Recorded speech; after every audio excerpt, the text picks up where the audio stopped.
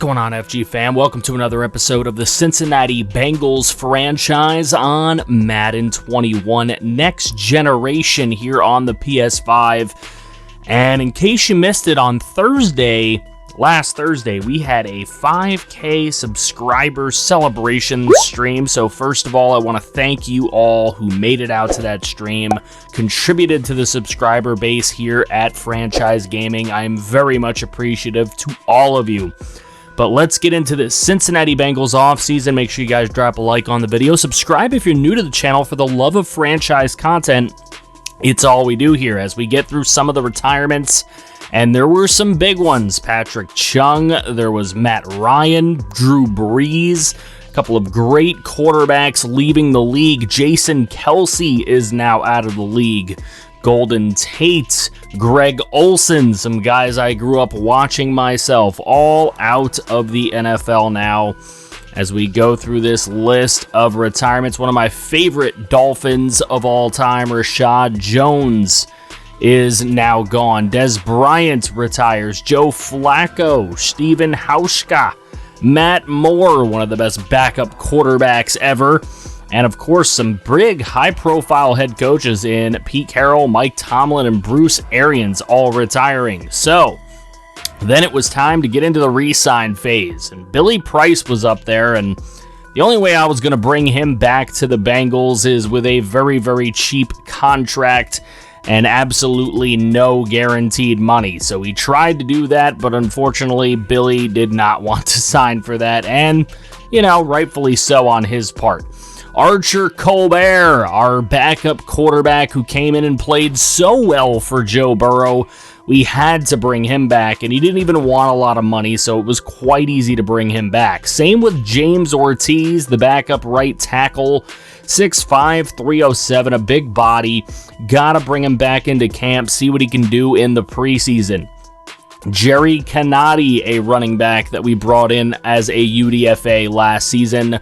Another guy I wanted to give an opportunity to sign back with the team, but he would not accept the deal offered to him, so he will hit free agency himself. Demarius Boston is a corner that I think has a lot of potential out of Vanderbilt. A man-to-man type of guy that we could really use here in our depth spots at corner, so wanted to bring him back, but he wasn't interested in signing either. Caleb Johnston is a punter that we gave an opportunity to last season, and we'd like to bring him back, but unfortunately, he too wanted to test free agency. Now, free safety Manny Ortiz is an interesting player, a nice zone cover safety, another guy who is 69 overall, nice, and can definitely add to the depth of the defense. Should he choose to sign, we're going to offer him, again, another low-money contract. Prove yourself, but he is thinking that he is ready for a big money deal. I don't think he's going to get it, but we'll see what happens with him. Marquise Tiller at wide receiver. He made a couple of plays for us, but not enough for me to offer any big money to. And then Porter Gustin was a guy I really did want to bring back.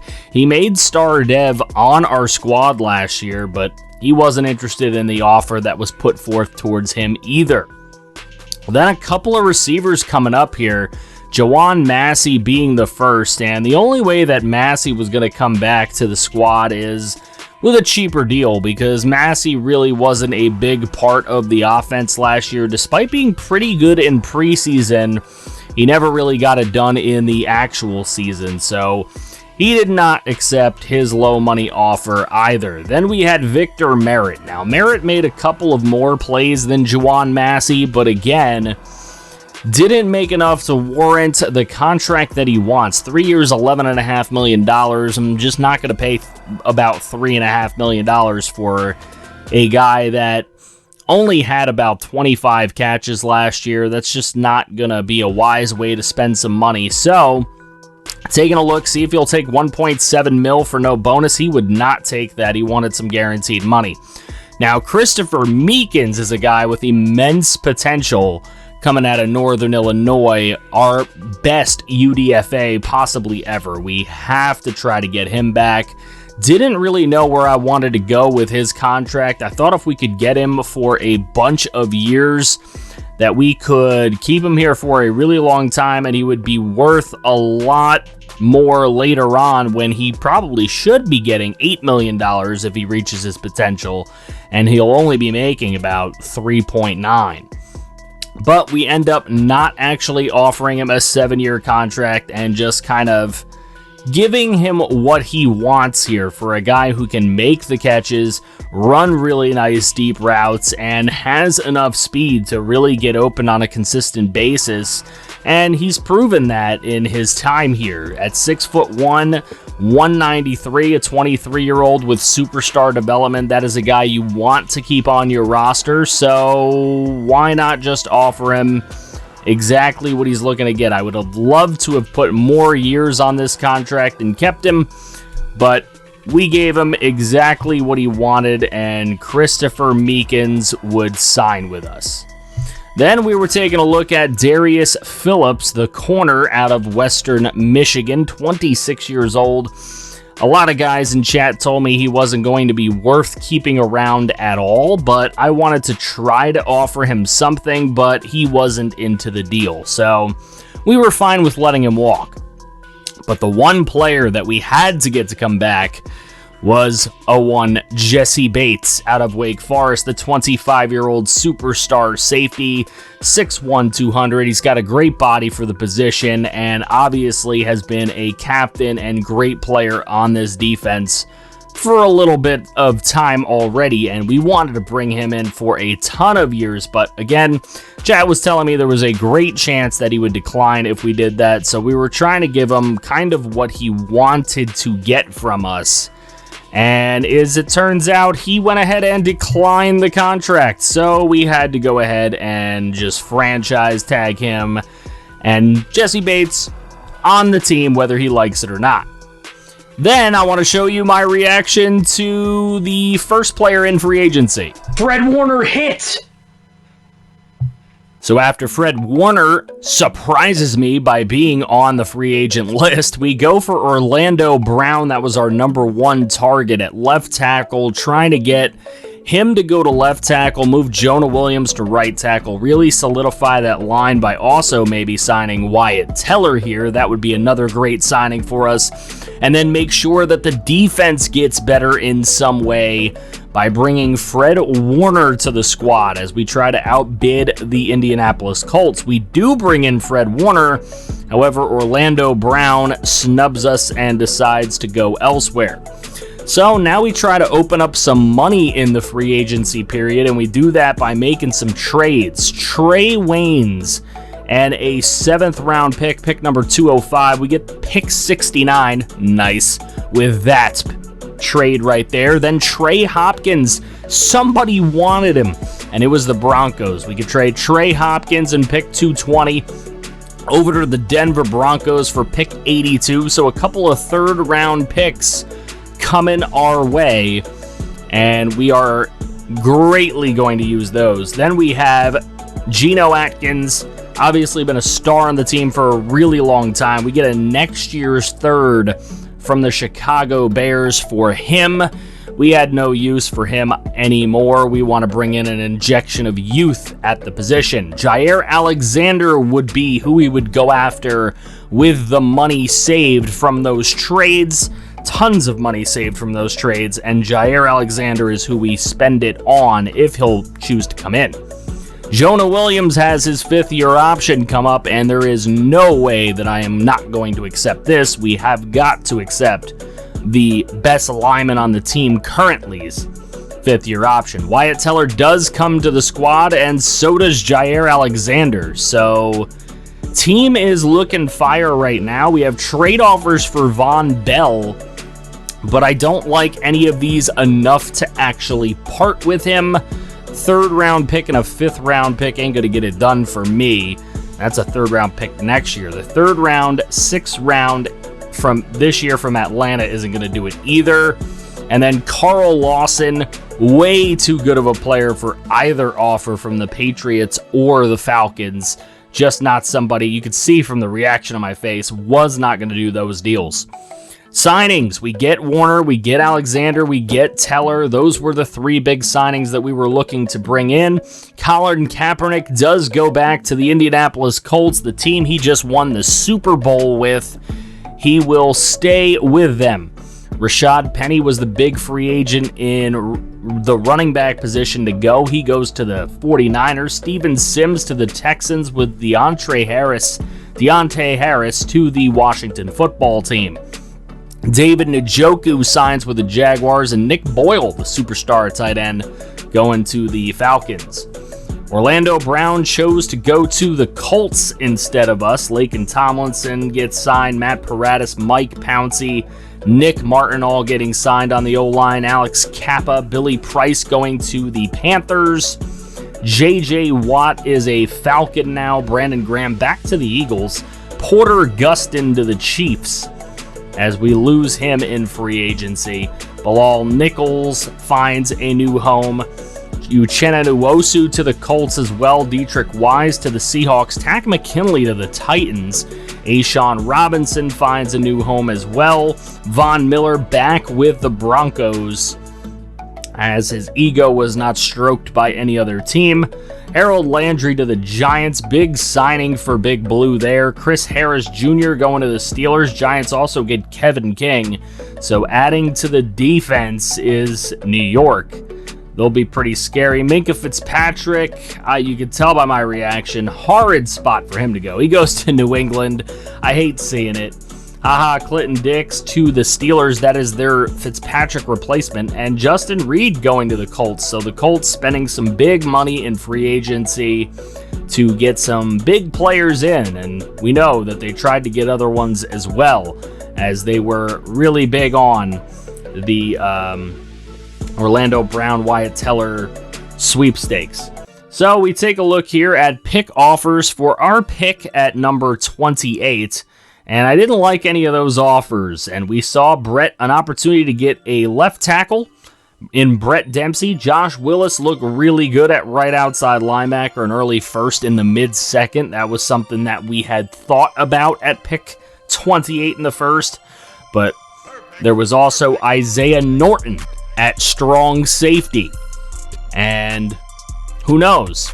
Who knows if Jesse Bates stays here next year or needs to be tagged again or whatnot. But Brett Dempsey looking pretty good at left tackle. A late first round projection in the mid first, but we get him late first. So only 3 picks from where he is valued at, which is not bad for us. A 71 overall. We do get hidden development out of him. 6'4", 335 out of Alabama. Just a big boy. And 86 strength, not terrible, but not the greatest. He will play right tackle as Jonah Williams is at left tackle, so probably not a bad spot for him just to throw him out at right tackle. His pass blocking isn't terrible. He needs some work. Raw player, but definitely the potential is there. Then trying to trade up with the Houston Texans for their pick at 35 so that we can grab another great player. We give them 92 and a right guard. They were looking for a right guard. Herring was young, and they went ahead and took that. So Josh Willis gets welcomed to the Cincinnati Bengals. He was the number 7 talent in the draft. We took him at 35. The run-stopping outside linebacker, great tackling, very nice speed. His hip power is good. His finesse is good. He could probably play a little bit of end as well. We may actually make him do that at some point as far as a rushing end. And then we try to make another trade up, and we had to give up pick 63, pick 82, and a free safety who is backing up for us, a very young, promising player in Jackson. And we get pick number 42 so that we are able to get all 3 of our top targets on our board. Isaiah Norton, the 75 overall safety, number 11 in true talent. Hidden development, a 75. We play more of a run support scheme out at strong safety, but you know what? If by some chance Jesse Bates decides to leave in free agency next year, we have his replacement in Isaiah Norton. 91 speed, 76 zone coverage. He can tackle, he can hit a little bit. Awareness is not bad, and he can catch. He can definitely pick the ball off when need be. And that is just a really solid player to be able to get. Then we had a choice of 3 defensive tackles. We had Rudolph, we had Harris, we had Reeves, and the chat was pretty split between Reeves and Rudolph. It was between the 2 R defensive tackles. Harris was not really the option that they wanted to go with, but Rudolph ended up being the voted pick, and Adrian Rudolph, number 47 in the class, picked at number 60. Not a bad value for us. He's strong, very good power moves and tackling. Block shedding's okay. He'll have to get a little bit better there. Play recognition's pretty good. He's pretty dumb, unfortunately, with his 58 awareness, but hopefully his football IQ will get a little better. Our next pick was left end Max Rollins. Valued at 33, we took him at 69. That is a very early second round valuation. Very fast at end. 86 speed for an end is out of this world. 79 strength. He's strong enough as well. He's just got to work on some of his technique is where the issue is. Then we had 6th round pick, and we took Lucas Malone, the punter with the best combine, which usually doesn't really work out all that well. He's pretty fast for a punter, not gonna lie. 90 kick power, 78 accuracy, but 49 awareness. And with our next 6th round pick, we just tried to double up on punter, make sure we had a good one. And Ruben Hart, a 74 overall, 15th best player in the class, 87 power only, but 93 accuracy, 49 awareness. We'll see. Those punters will definitely be battling it out in the preseason, and we'll see which one ends up with the win and the roster spot. So again, taking a recap on the draft, we get 5 straight 70s to open the draft in the first 3 rounds, and then, of course, the 67 punter, a little bit of a blemish, but then we get a 74 punter. Looking at the rest of the draft class, Tyler Frick goes 7 overall to the Bills. Very nice player. And Travis Harris, who we had thought about selecting, was a 70 overall. Very nice player, but we had a DT who was just as good with our selection as well. Broncos, not a crazy draft for them. Not a really great draft for the Browns either. Their 1st round pick was just okay. The Bucks had a bad draft. Cardinals, not the greatest. They got a 70 even in the top 5. Chargers in the top 10 take a 69. Scott Shaw goes to the Colts, and Nick Kozak to the Cowboys, but nobody really having the best draft so far as we look through these recaps. Frank Roberts goes outside linebacker to the Eagles. There's Mitch McCarthy. He goes to the Falcons as a right end. Very nice 1st round pick for the Falcons. Then Lavelle Batson, another user, 77 overall. He goes to the 49ers. Tyrone Hawkins goes to the Giants.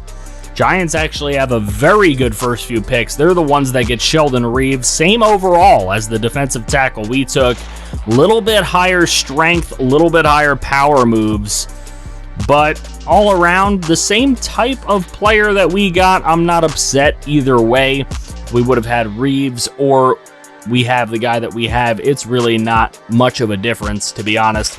Tommy Thibodeau, I believe a user safety there. He goes to the Jaguars. Michael Hawkins to the Jets, along with Evan Connolly, who is a hidden development corner. So good picks for the Jets in the 1st round. Lions get a bunch of normals. Packers get a normal in Taj Howard. They get a nice little steal later on, and Brian Donald, a 71 hidden. So good pick there. Joshua James, the wide receiver, going to the Panthers. And the Patriots getting a couple normal development guys. Levante Platinum, a very nice free safety. He goes to the Raiders. Michael McHugh was the 1st overall pick for the Rams. 74 overall normal, but a very nice player indeed. Jared Long was a good little steal for the Ravens, as well as Trent Robinson, who was a hidden development tackle. So Ravens very happy about getting that. They get probably the best steal of the draft there. Derek Watson goes 1st round to the Washington football team at pick 14. Andre Canseco goes to the Saints with Matt Hyde, so a couple good picks for the Saints early on. Steelers get Daniel Hankins, a hidden development 71 overall. Donnell Hardy to the Texans. Matt Cain to the Vikings. Jalen Burton, the user, going to the Titans. 75 overall hidden. Matt Cain, I believe, is a user as well. 73 normal. Jeremy Boston to 74, so a couple of good picks for the Vikings to open up. E.J. Moeller goes second round to the Bears, so they get a couple good picks. And that is your recap for the draft. We move into preseason free agency. Target number 1 is our receiver from last year, Victor Merritt. We go ahead and bring him into the squad. Eric Jacobson is a hidden development tight end. 60 overall out of Wisconsin. We look to bring him in as another vertical threat tight end that maybe we can bring along. Drew Sample will probably be leaving us in the offseason after this season, so we'll see. Malik Richards is a hidden development run-stopping defensive tackle, and that is a guy we can definitely use and bring in after the trading away of Geno Atkins. Brendan Bond, a right end, is a 64 overall, and he has hidden development out of NC State. So another guy we could look to bring into the preseason and see if he can battle out for a starting job. Damian Dodson is a 66 overall corner, and Dodson is a hidden development slot corner. That is somebody we can definitely use. He's only 5'9", but he could easily work out for this team in the slot. So we bring him in as a hidden development. And then finally, right before we leave preseason free agency, we find Raheem Mostert is there, one of the fastest running backs in all of football. So why not bring him into camp as well? See if he can compete for the backup halfback job with Travion Beckham. We look into a little bit of practice after the draft, and what a throw from Joe Burrow. Excited to see him come back into the preseason. Here's my slider set for those that are wondering. Next generation slider set right here. Switching back and forth between All Pro and All Madden. I did an All Pro slider set during the regular season. This is the All Madden slider set from the postseason. So in case you guys were wondering, that is here for your viewing pleasure. That's it. We are set to go for the preseason. Those who made it out to the stream, I appreciate you. If you would like to make a further a stream in the future, make sure you guys are paying attention to community posts and watching all the videos to know when they're actually going to take place. I'm going to try to stream all the off seasons. Make sure you guys drop a like on the video, subscribe if you're new to the channel for the love of franchise content. Preseason, it will be the next episode. Hope you guys are excited for that, and if you want to see some more franchise, make sure you click right here to see some more franchise. I feel you somehow.